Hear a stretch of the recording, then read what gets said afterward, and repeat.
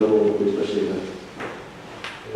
È la nuova maggioranza istituita, possiamo sapere, o ci sarà una comunicazione anche in riferimento al capogruppo Marchesani, però questo è un visito tecnico che avevo sentito prima, noi abbiamo parlato di tutto, ma non delle questioni.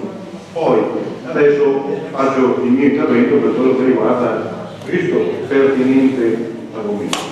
Anche, come hanno parlato tutti, devo manifestare la mia preoccupazione comunque che questa sera non abbiamo sciolto l'arcano e non capisco, non so, quindi la mia preoccupazione è che il Consiglio Comunale abbia questa sera un'autorevolezza o un salvacondotto, perché molti vogliono il salvacondotto, di mandato politico per rappresentare la nostra lezione.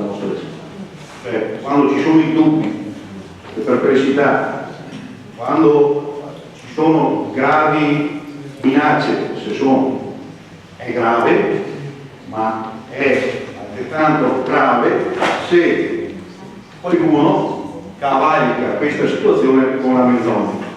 E qui chiudo l'intervento esclusivamente a chiusura di quello che avete detto voi. Poi, consigliere Zanon, io personalmente, ma io mi adopererò per non tirare nessuno in giochi maldestri, questo sia chiaro. Qui questi sei si sono messi all'angolo, diciamo così, per dare l'opportunità a chi fa meglio, vuole far meglio, che lo possa fare liberamente. Quindi non vogliamo tirare in ballo e in giochi maldestri nessuno.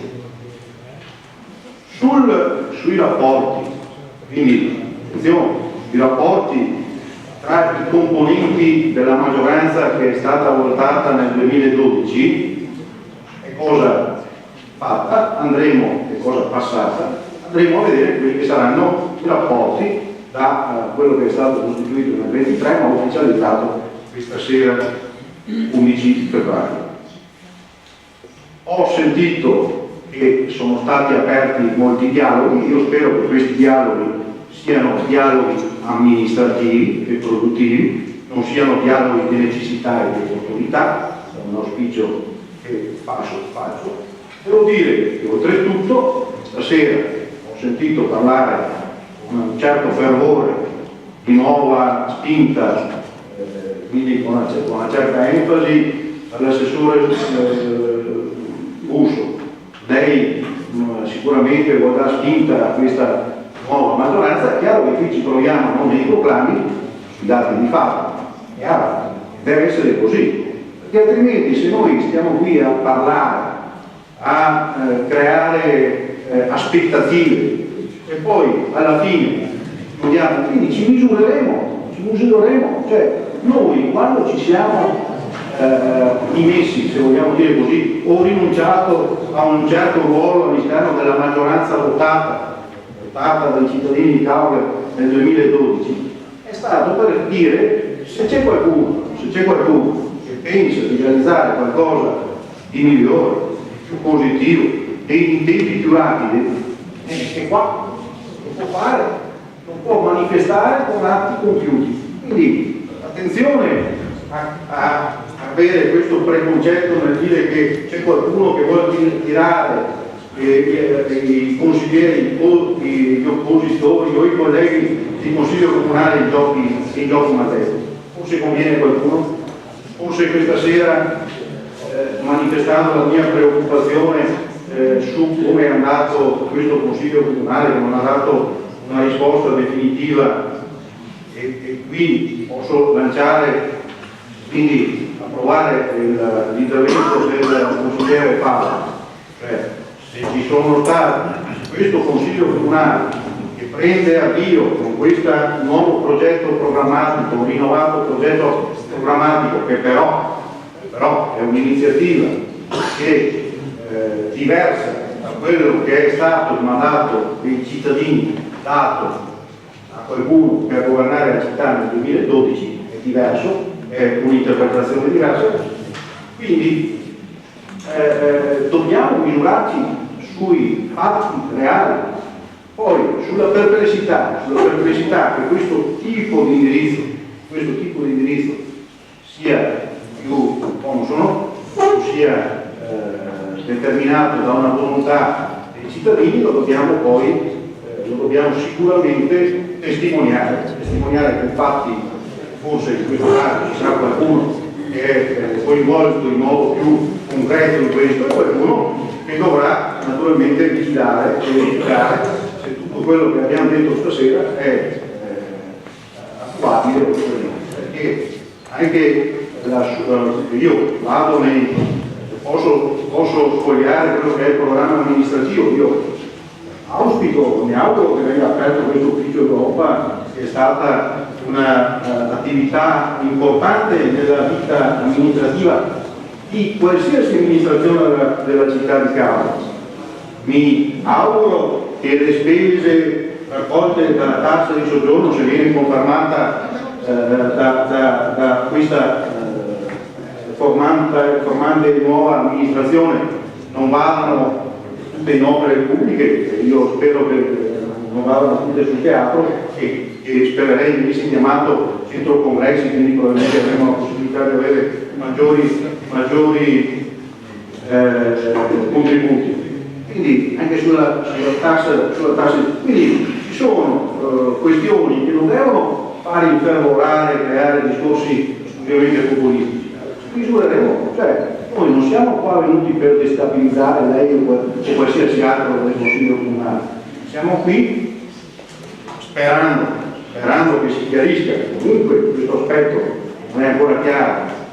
C'è qualcuno che è realmente minacciato o c'è qualcuno che cavalca nella menzogna questo fatto? Perché sarebbe gravissimo e non avremmo, la mia preoccupazione è quella che non avremmo un salvacondotto che dà garanzie ai cittadini che ci hanno eletto, perché c'è anche questo tipo di responsabilità. Quindi sul programma amministrativo, per quello che posso dire io, ci sono cose che diventeranno condivisibili nel momento in cui saranno realizzate.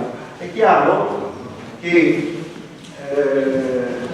questo programma non viene fuori da un voto espresso dai cittadini, anche se noi siamo qui. La volontà dei cittadini nel 2012 era diversa da quella che noi stiamo mettendo in atto adesso. Legittima, perché quando uno ottiene i voti è legittimo. È chiaro che anche l'obbligo di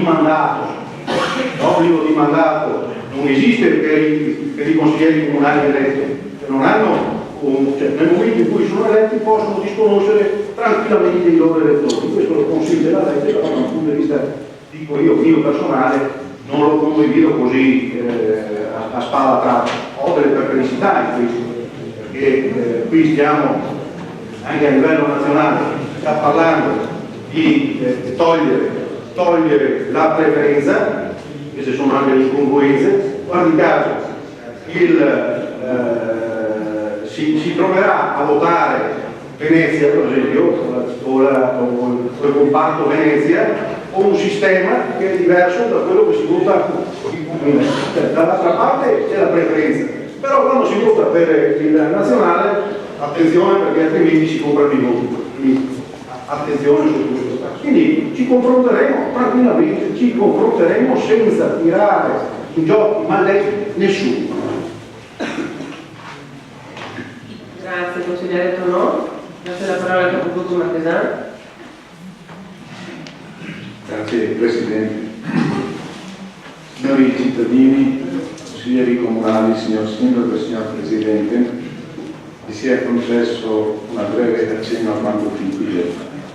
Ho ritenuto doveroso, oltre che a nome mio e a nome altri colleghi consiglieri dell'attuale maggioranza che ha votato a favore della mozione di fiducia presentato il 23/12, nonché i cittadini di Cavole che mi hanno stimolato a farlo, chiedere la parola in questo Consiglio Comunale per esprimere a lei, signor Sindaco, e alla sua famiglia la solidarietà più sincera le note vicende che si sono accavallate in questi ultimi mesi.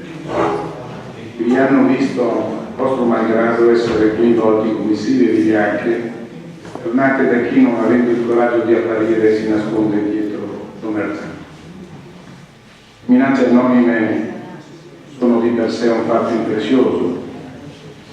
Chi le subisce è sempre una vittima e merita solidarietà, ma il coinvolgimento della famiglia diventa ancora più devastante e destabilizzante. Non creda, signor Sindaco, di essere stato abbandonato. A Caorle ci sono molti cittadini seri che nulla hanno a che fare con qualche vigliacco che si nasconde nell'ombra. Voi avete avuto il coraggio e l'avete dimostrato nel denunciare immediatamente alle forze dell'ordine quanto vigliaccamente vi era stato replicato. Anche quei cittadini seri e onesti che ho appena accennato hanno dimostrato e dimostreranno coraggio nell'appoggiarvi in questa azione di contrasto tutte quelle forze che, lavorando nell'ombra dietro le quinte, pensano di condurre la nostra città alla stregua di tanti burattini incapaci di intendere e volere. Oltre alla solidarietà sincera, voglia, signor Sindaco, accettare la nostra fiducia e continuare nella sua azione di governo e di amministrazione di Caorle, fin qui condotta con serietà, professionalità e competenza. Ci sono molti problemi ancora da risolvere. Già nel mio intervento nel precedente Consiglio Comunale ho evidenziato e brevemente riassumo, anche se in forma non esaustiva, assieme a quanto ha appena accennato il consigliere Zanon. Anzitutto un'efficace politica amministrativa per affrontare la crisi economica e sociale. I giovani hanno bisogno di un'efficace politica che li stimoli all'occupazione e allo studio, distogliendoli dei facili guadagni e dalle chimere.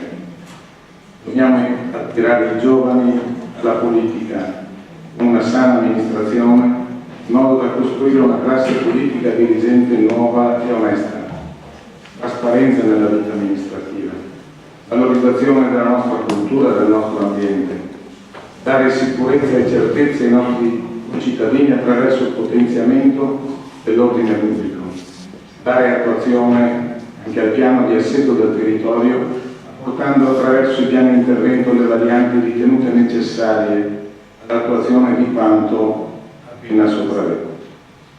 Tutto questo, signor Sindaco, le sia da sprone ad affrontare il futuro politico della nostra città senza indugi o tentennamenti, nemmeno abbassando la guardia, sapendo per certo che la fiducia e la solidarietà che l'abbiamo dimostrato fin d'ora continuerà a sostenerlo anche in futuro.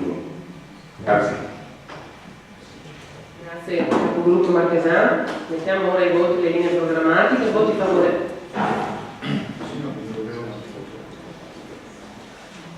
Sindaco, prego.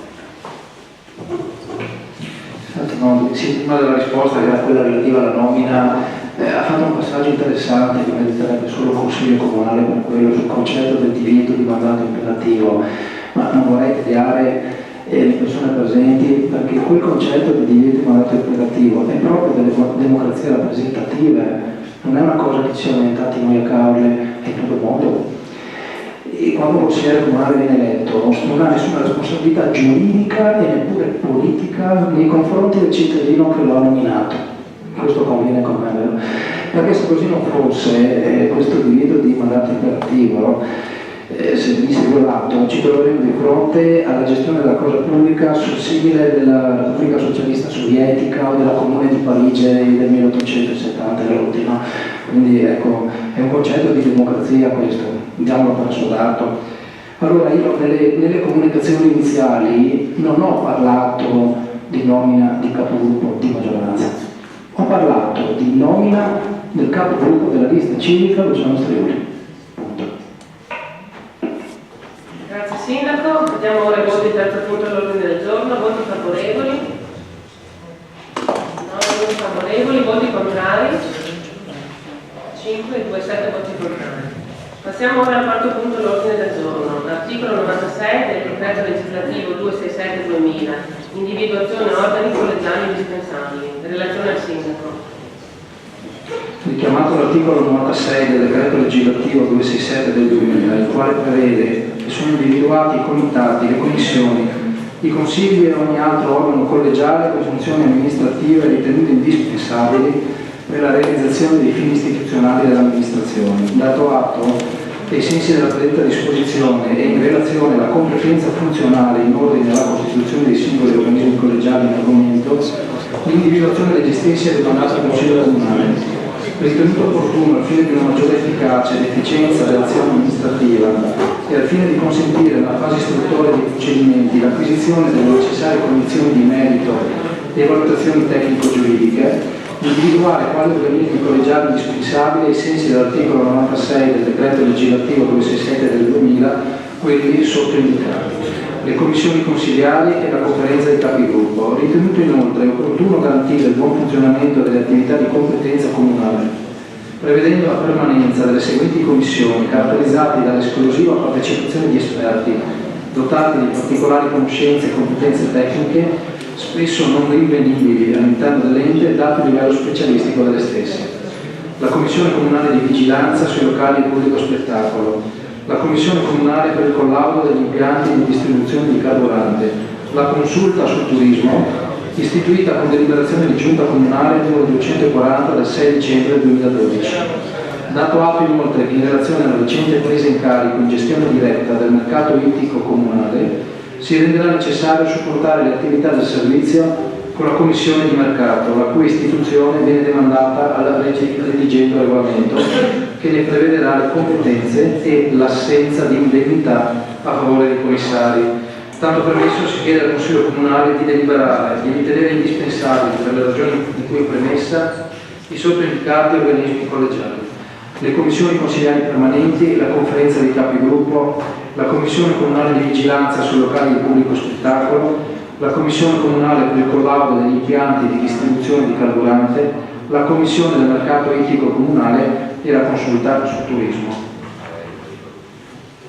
Grazie Sindaco. Capogruppo Borin, prego. Grazie Presidente. Ecco, questo è ad esempio il primo caso in cui ci troviamo di fronte a quello che si diceva prima, inaffidabilità. Noi si parlava, allora quando si formava il programma che non è stato formato così di nascosto, piuttosto che nelle forme riferite prima anche dal capogruppo Zanon piuttosto che del sindaco, ma con passaggi puntuali, con passaggi che sono stati anche consacrati in un documento scritto e sottoscritto. E poi alla formazione del documento scritto e sottoscritto non avrebbe partecipato il capogruppo Zanon, questo forse è solo del merito suo. Non certo si può imputare a noi il fatto che si sia voluto integrare un programma caratterizzandolo con le nostre richieste, che poi erano state anche accolte nel programma scritto e sottoscritto. Tra queste residua pure nel documento che abbiamo visto essere stato deliberato con il precedente punto all'ordine del giorno, vi è la formazione sotto la voce, il titolo Affari Generali, la formazione di consulte sulle varie tematiche. Bene, questa era l'occasione principale per individuare già delle consulte su alcune tematiche, quale ad esempio la tematica della cultura, quindi c'è una consulta per il turismo. Introduciamo, formiamo una consulta per la cultura, coinvolgendo tutte le associazioni culturali affinché possano concorrere a determinare nel metodo democratico le scelte di indirizzo politico amministrativo. Formiamo una consulta per le politiche giovanili, una consulta per lo sport. Questa era l'occasione per introdurle, è la prima occasione, siete mancati.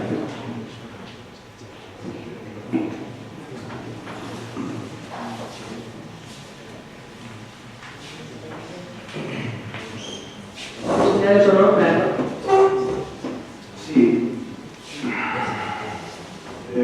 un passaggio di questa delibera proponente del Consiglio Comunale si parla dell'attività di supporto del mercato ittico, della costituzione di una commissione mercato che sarà attuata leggendo il regolamento.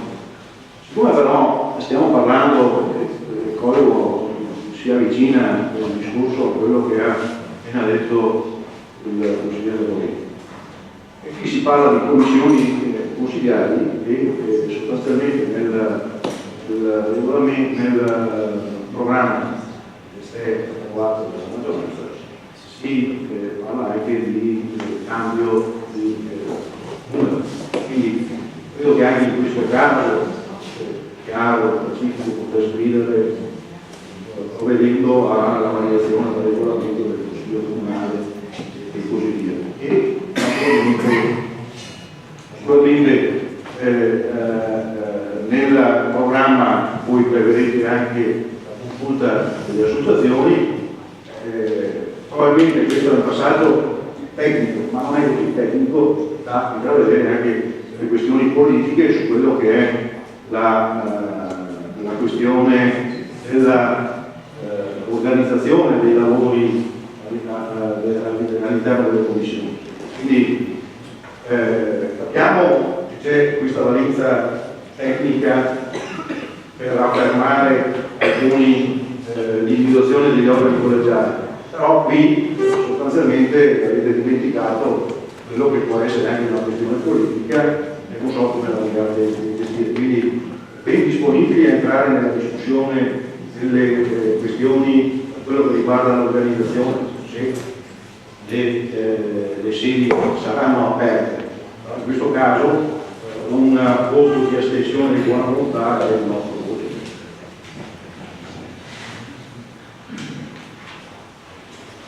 Sindaco, prego.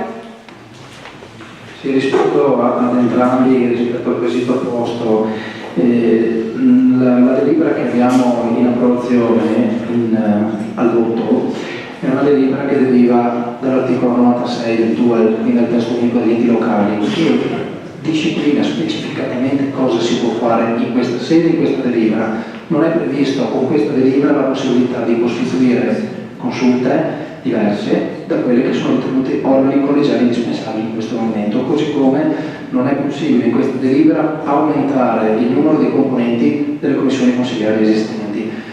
E abbiamo tutti ben presenti in mente cosa abbiamo scritto in quella mozione e che oggi diventa linea di indirizzo programmatico, e c'è la precisa volontà di aumentare il numero dei componenti delle commissioni in una futura delibera, così come anche la precisa volontà nel caso in cui ci sia la necessità che verrà valorizzata di costituire distinte consulte. Grazie Sindaco, mettiamo ai voti la delibera appena discussa. Voti favorevoli? No, voti favorevoli, voti contrari? Due voti contrari, astenuti 6.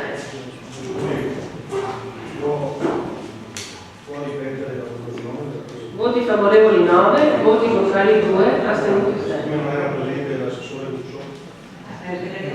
Come è successo? Voti favorevoli 8, scusi, non mi ero accorta.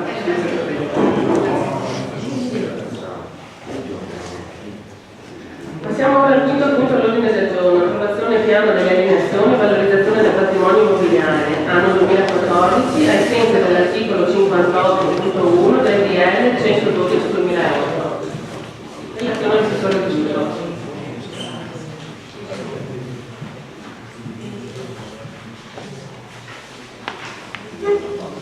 Il Consiglio Comunale, premesso che, ai sensi dell'articolo 58.1 del DL 112/2008, il Comune deve redigere annualmente il piano delle alienazioni e valorizzazione del proprio patrimonio immobiliare. Nel succitato piano vengono individuati gli immobili di proprietà dell'ente non strumentali ai fini istituzionali suscettibili di valorizzazione ovvero di dismissione. Ritenuto di procedere per l'anno 2014 all'alienazione di alcune unità immobiliari e appezzamenti di terreno come meglio individuati nel succitato piano di alienazione e valorizzazione, allegato A, dato atto che, a seguito delle mutate condizioni di mercato generale, si è reso necessario rivedere alcuni prezzi, e precisamente quello del terreno sito in località Luna Verde, in Ferro Piazzale Madonnetta. Ritenuto pertanto di modificare il prezzo di vendita del succitato terreno da euro 150.000 ad euro 100.000, prevedendo una riduzione di circa il 30% al fine di allinearsi alle condizioni di mercato attuali, in considerazione anche del fatto che seguito di pubblicazione di apposito bando non è stata presentata al Comune nessuna offerta. A tal fine il parere di regolarità tecnica, reso ai sensi dell'articolo 49 del decreto legislativo 267 del 2000, attesta il valore di stima di detto immobile. Delibera di approvare l'allegato piano delle alienazioni e valorizzazione del patrimonio immobiliare per l'anno 2014, allegato A, da adottato con delibera di giunta comunale 29 del 6 febbraio 2014.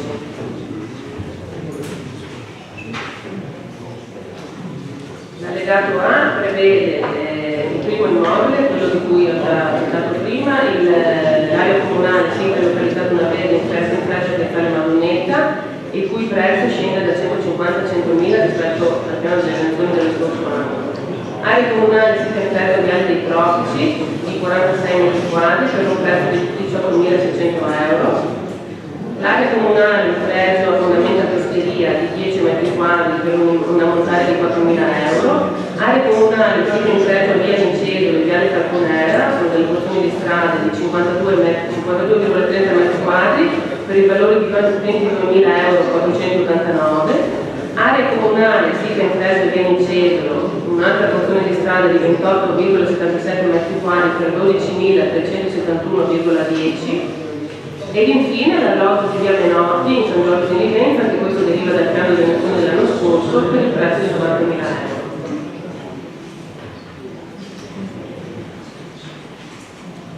Consigliere Torno, prego. Sì, le chiedo quanto c'è una revisione importante e sostanziale, cospicua, quello che riguarda il terreno da 150.000 a 100.000, è un 30% come viene espresso qui nella delibera, ma qui facendo, cioè, c'è un documento allegato che stabilisca una perizia, perché mi sembra che un abbattimento così importante, non so quanto vengano tutelati gli interessi dei cittadini in questo caso, che naturalmente dalla trasmissione, siccome la politica e le risorse vengono fuori dalle alienazioni, su questa questione da 150.000 sembra 100.000, 150-100.000, vorrei che desse maggiori giustificazioni a questa decisione e se è veramente a tutela dei cittadini. Le risorse considerate dall'amministratore non derivano solo dall'eliminazione degli immobili del comune. Il prezzo da 150 a 100.000 è stato attestato da una perizia tecnica del dirigente che è allegata agli atti, se vuole può richiederne copia, e le motivazioni sono quelle che ho esposto in premessa. Il prezzo di mercato lo fa la domanda e offerta. Qualsiasi cittadino può partecipare a questo bando, per cui è un bando assolutamente pubblico, avrà per tutti. Ogni cittadino può.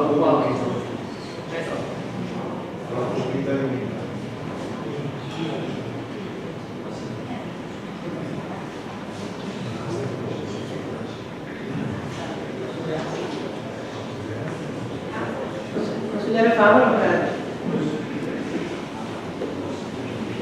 Una domanda, qual era se non sbaglio l'ultimo punto, l'ultimo immobile, l'alloggio in via Menotti numero 20, se non vado errato, questo immobile era in vendita anche nel piano delle alienazioni dello scorso anno. E qual era la quotazione, il valore, il prezzo che era stato assegnato a questo immobile nel precedente piano? Il precedente piano, il prezzo era lo stesso e purtroppo il bando è andato deserto, per cui viene riproposto quest'anno e eventualmente anche da biennale a mezzo di proprietà privata. E allora la domanda è: perché viene ottenuto lo stesso importo quando invece per il terreno l'area comunale di Duna Verde il prezzo scende di un terzo. Il prezzo dell'immobile di via Menotti è il prezzo di mercato sotto il quale non ci può andare, quindi è stato mantenuto il prezzo proposto l'anno scorso.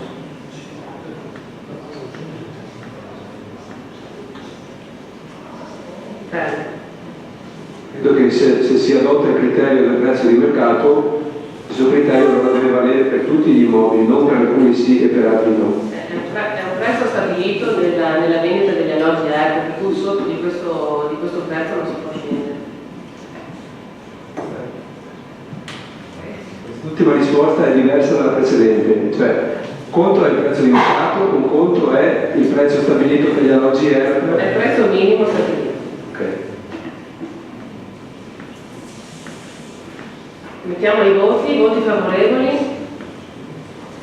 9 voti favorevoli, voti contrari, 6, 8 voti contrari.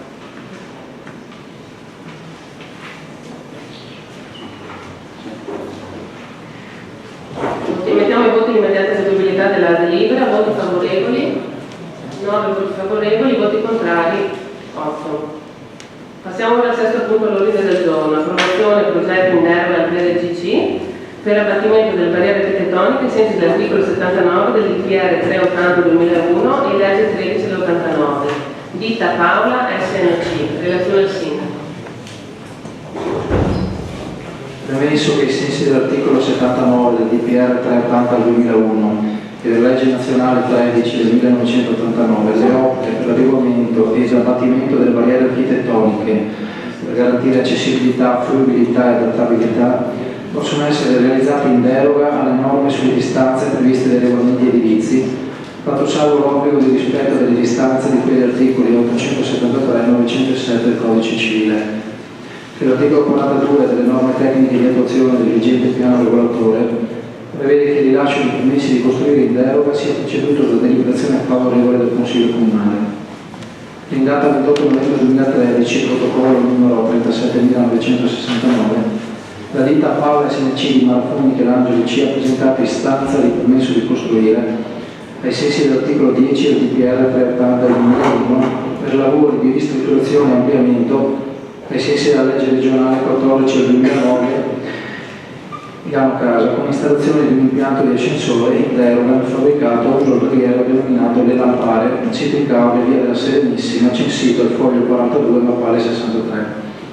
E tra le opere previste vi è anche la realizzazione di un impianto di ascensore necessario per rendere l'intervento conforme disposti all'articolo 129 del vigente regolamento edilizio, che prevede per immobili aventi più di 3 piani abitabili, oltre al piano terra, la dotazione di ascensore, nonché alle disposizioni in materia di barriere architettoniche di garantire l'accessibilità dell'intera struttura. Che tale impianto è previsto sul prospetto est, visibile sul prospetto nord e risulta ai piani sopra elevazione a distanza inferiore a quella minima prevista dal fabbricato situato nell'attiva proprietà privata e dalla strada, per cui è necessario che venga richiesta la deroga alle distanze urbanistiche. Che ai fini dell'applicazione della deroga il progetto ha previsto che tutti i piani della struttura siano accessibili, che ai fini dell'applicazione della deroga il tecnico progettista ha prodotto una relazione nella quale illustra le difficoltà oggettive che non hanno consentito di prevedere la realizzazione dell'impianto di ascensore più all'interno della sala del fabbricato, senza che ciò pregiudicasse la staticità del fabbricato stesso. Si tratta di una struttura realizzata ante 1967 come abitazione, successivamente ampliata negli anni e destinata all'attività alberghiera. Valutato che la deroga viene richiesta unicamente per l'impianto di ascensore, in quanto prevista a distanza dalla strada dell'attivo edificio inferiore a quella minima prevista dalle vigenti norme tecniche di attuazione. L'ingombro volumetrico del vano ascensore è visibile dalla pubblica via del Moro, con esclusione della porzione del primo terra che è inserita dentro la sagoma principale del fabbricato. Il dirigente del settore servizi tecnici ha espresso parere favorevole in data 20 febbraio 2013 alla richiesta di permesso di costruire. Il progetto è stato esaminato favorevolmente da parte dell'ufficio in data 2 gennaio 2013.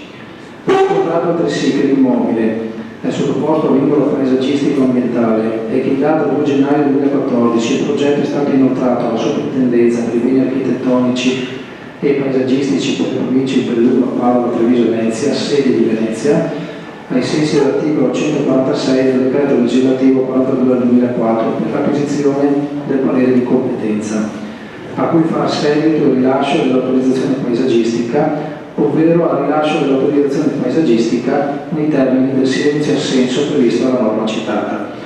Tanto premesso, si chiede al Consiglio Comunale di deliberare di esprimere parere favorevole per le motivazioni espresse in narrativa al rilascio del permesso di costruire per l'esecuzione dei lavori di ristrutturazione e ampliamento ai sensi della legge regionale 14 del 2009 piano casa, con installazione di un impianto di ascensore in deroga nel fabbricato uso alberghiero sito in Caule, via della Serenissima, censito il foglio 42 su mappale 63, in quanto detto intervento rientra tra quelli previsti dall'articolo 79 del DPR 380 del 2001 e dalla legge n. 13 del 1989, fatto salvo l'esito del procedimento di autorizzazione paesaggistica in corso ai sensi dell'articolo 146 del decreto legislativo 42 del 2004 come relazionato in premessa. Grazie Sindaco. Consigliere Tornò, prego. Noi questa sera votiamo la deroga per l'ascensore, tutte quelle che sono le procedure per quello che riguarda l'aspetto di piano progetto, piano casa e sono competenze che non hanno nulla a che vedere con questa delibera. Quindi non è che noi deliberiamo, viene citato più volte, ma mi sembra che in passato il sindaco abbia precisato che le autorizzazioni sono ancora in corso per il progetto dal punto di vista paesaggistico e ambientale. Noi votiamo la deroga all'assessore. Confermo, nel senso che non è competenza in casa del Consiglio Comunale, così non lo è l'autorizzazione paesaggistica e qui diamo solo approvazione alla deroga. Mettiamo i voti favorevoli.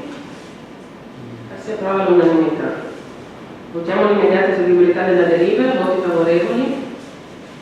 Si approva all'unanimità. Settimo punto all'ordine del giorno. Approvazione del progetto in deroga delle norme tecniche di attuazione dell'evidente PRGC per la realizzazione di un impianto ascensore per l'abbattimento delle barriere architettoniche di un fabbricato d'uso ricettivo turistico all'insegna Hotel Bahia, ditta Eurohotel SRL. Relazione al Sindaco. Premesso che l'articolo 3 della legge 9 gennaio 1989 numero 13, disposizioni per favorire il superamento e l'eliminazione delle barriere architettoniche negli edifici privati, dispone che le opere di cui l'articolo 2 della predetta legge possono essere realizzate in deroga alle norme sulle distanze previste dai regolamenti edilizi, fatto salvo l'obbligo di rispetto delle distanze di cui gli articoli 873 e 907 del Codice Civile. Che l'articolo 42 delle norme tecniche di attuazione del vigente piano regolatore prevede che per il rilascio di permessi di costruire in deroga sia preceduto da deliberazione favorevole del Consiglio Comunale, che in data 14 novembre 2013, protocollo 36.290, integrata il 5 dicembre 2013 con protocollo numero 38.733, il 15 gennaio 2014, protocollo numero 1363, 7 febbraio 2014, protocollo 4208, la signora Giacometti Giancarla, in qualità di legale rappresentante della Eurohotel SRL, ha presentato istanza di permesso di costruire ai sensi dell'articolo 10 del DPR 380 2001 per lavori di ristrutturazione e ampliamento per fine della realizzazione di un impianto di ascensore in deroga nel fabbricato a uso ricettivo turistico all'insegna Hotel Bahia, sito in Caule, viale Falconera, angolo via Istria, censito nel foglio 34/49 su mappale 381. Che il progetto sopra descritto è composto dai seguenti elaborati: relazione tecnico-illustrativa, tavola 1 estratti di CTR di mappa, tavola 2 stato di fatto, tavola 3 progetto, tavola 4 comparativa, tavola 5 legge 13 dell'89, tavola 6 distanze confini fabbricati. Che attualmente la struttura ricettiva è dotata di impianto di ascensore, ma che lo stesso risulta inadeguato a soddisfare le vigenti disposizioni in materia di abbattimento delle barriere architettoniche, avendo gli sbarchi di piano sui pianerottoli del giro scala, quindi tra un piano e l'altro. Che il nuovo impianto di ascensore necessario per rendere la struttura ricettiva turistica accessibile è previsto nella sede dell'attuale impianto che verrà opportunamente ampliata e modificata per consentire gli sbarchi e livelli di calpestia dei vari piani, che per rendere funzionale l'impianto si rendono necessarie opere di ristrutturazione di locali adiacenti al vano scale del piano terra, mentre per non compromettere le stanze da letto e i piani superiori l'intervento prevede la realizzazione di percorsi chiusi di collegamento all'esterno dell'edificio sul lato verso via Istria. E tali ampliamenti sono previsti praticamente quasi a confine con la strada comunale denominata via Istria ed a distanza del confine del fabbricato esistente sul loto privato limitrofo, inferiori di minimo previsto per le ZTO di 5, per cui è necessario che venga richiesta la deroga, oltre all'indice di utilizzazione fondiaria, anche alle distanze urbanistiche dalla strada dai confini dei fabbricati. Che sempre in via dell'applicazione della deroga, il tecnico progettista ha prodotto una relazione nella quale illustra le difficoltà oggettive che non hanno consentito di prevedere la realizzazione di corridoi di collegamento all'interno della sagoma esistente al fabbricato.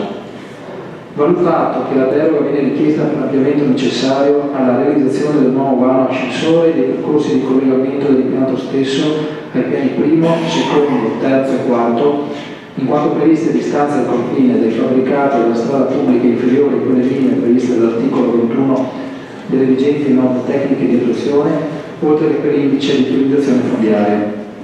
L'ingombro volumetrico del nuovo vano ascensore è rivolto verso un confine privato, mentre i percorsi di collegamento dell'impianto stesso parte praticamente dal primo piano, lasciando completamente libero il transito pedonale al piano terra.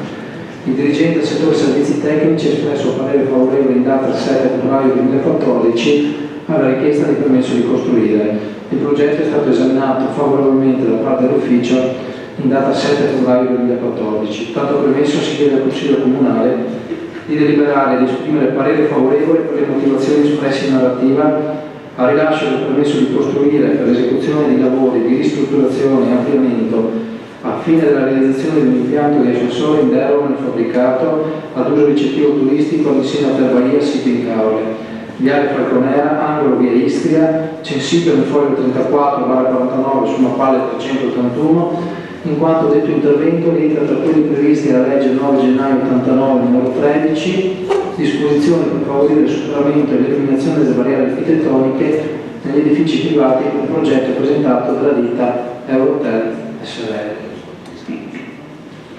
Grazie Sindaco. Ci sono interventi? Mettiamo i voti per delibera, voti favorevoli, 16 voti favorevoli. Mettiamo l'immediata definitività della delibera, voti favorevoli, 16. Si approva con voti 16 favorevoli. Passiamo ora all'ottavo punto all'ordine del giorno, legge 147/2014, articolo 1, comma 557, esclusione dal regime limitativo delle assunzioni per l'azienda speciale Don Moschetta di Caule, in relazione all'assessore Giro.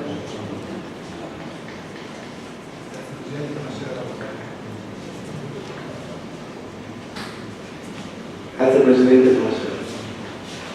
Il Comune di Caule, tramite l'azienda speciale Don Moschetta, fu entrata nel luogo di distribuzione a casa del polo comunale Don Moschetta, con deliberazione del Consiglio Comunale numero 13, 24/3/2011, ente strumentale del Comune, dotata di personalità giuridica e di autonomia imprenditoriale, che attività deve conformarsi ai principi ed altri orientamenti espressi dal Consiglio Comunale di Caule ne determina l'indirizzo.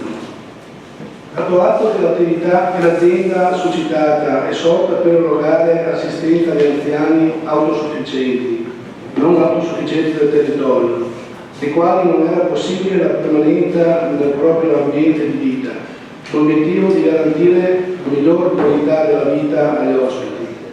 Vista la legge regionale 22/2002, la DGR Veneto numero 84 del 16/1/2007, nelle quali la Regione Veneto ha inteso stabilire degli standard qualitativi e quantitativi, gli enti erogatori dei servizi socio-assistenziali, adeguati al grado dell'autonomia degli utenti, per ospitare le persone che a causa di particolari situazioni non possono o non intendono gestire in modo del tutto autonomo la propria esistenza, oppure con il sostegno della famiglia e dei servizi territoriali. Scontato che tali standard, in particolare quelli riferiti al rapporto tra persone e ospiti, riferiti alle case per anziani autosufficienti e non autosufficienti, sono stabiliti per garantire agli utenti prestazioni assistenziali sanitarie riguardo alle loro condizioni psichiche e fisiche. Da parto altresì la Regione Veneto vincola il rispetto di questi standard anche l'erogazione delle relative quote di rilievo sanitario per anziani non autosufficienti. Vista la legge 27 dicembre 2013 numero 147, disposizioni per la formazione del bilancio annuale e pluriennale dello Stato, legge di stabilità 2014, la quale al comma 557 dispone che gli enti locali di riferimento possono escludere proprio motivata deliberazione dal regime limitativo le assunzioni di personale di singole aziende speciali che gestiscono servizi socio-assistenziali. Tanto premesso, si chiede al Consiglio Comunale di deliberare per le motivazioni indicate in premessa che si richiamano integralmente di escludere dal regime limitativo le assunzioni di personale l'azienda speciale sottoscritta con sede a Caude, in via Buonarroti numero 10, istituita per erogare assistenza agli anziani autosufficienti, non autosufficienti del territorio, per i quali non era possibile la permanenza nel proprio ambiente di vita, l'obiettivo di garantire la migliore qualità della vita agli ospiti. Professore Gino, ci sono interventi? Mettiamo a voce allora l'ottavo punto dell'ordine del giorno. Tutti favorevoli? 15 voti favorevoli, voti contrari? Nessuno, astenuti? 2 astenuti. Votiamo l'immediata esecutorialità delibera, voti favorevoli, 15 voti favorevoli, voti contrari, nessuno, voti astenuti, 2 astenuti. Passiamo appunto all'ordine del giorno. Risoluzione mezzo oggetto, riduzione costo complessivo per gas, elettricità e benzina, risparmio per i cittadini, dottrina per le persone meno abbienti o disabili. Relazione all'assessore del giorno.